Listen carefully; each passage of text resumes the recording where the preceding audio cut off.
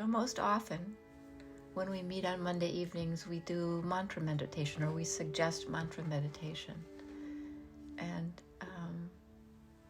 so I just want to speak about that for a moment.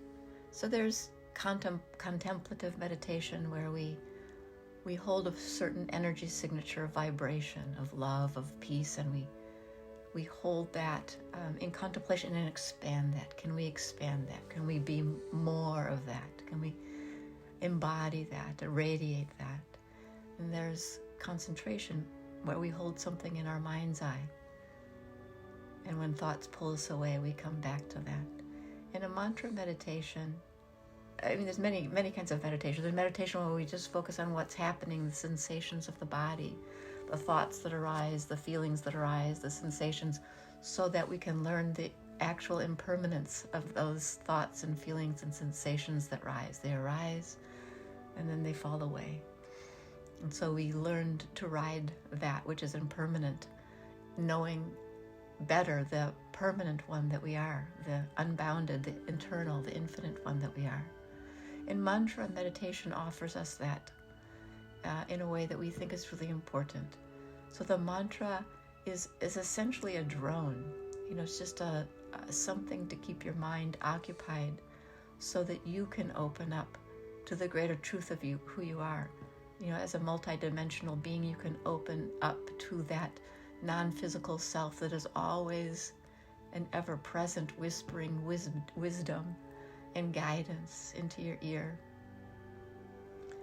So with the mantra, it's just about offering, in your mind's eye, you're actually not producing any sound, but a sound that calls you back from thought.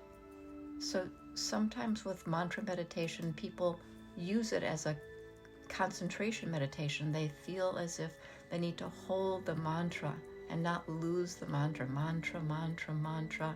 And if thoughts come and take you away from the mantra, you come back to the mantra, which is great, but that you hold on to it. And we really encourage you to use the mantra only when thoughts are intruding, or sensations, or feelings. So when you're pulled away from a silence that opens you to the more that you are, when you're pulled away by something in this realm, then the mantra brings you back to a place of quiet and silence. And when you feel settled there, you can allow it to fall away until thoughts grab you again, or sensation or feelings grab you again. So you don't need to feel like you need to hold the mantra. Just bring it to you when you find yourself wandering away from the I am that you are. Yeah. And if you don't have a mantra and you'd like one for this evening, I love the mantra Sha'ah. It follows the breath really beautifully. Sha'ah, however you want to do it, Sha'ah, Sha'ah, however that is for you.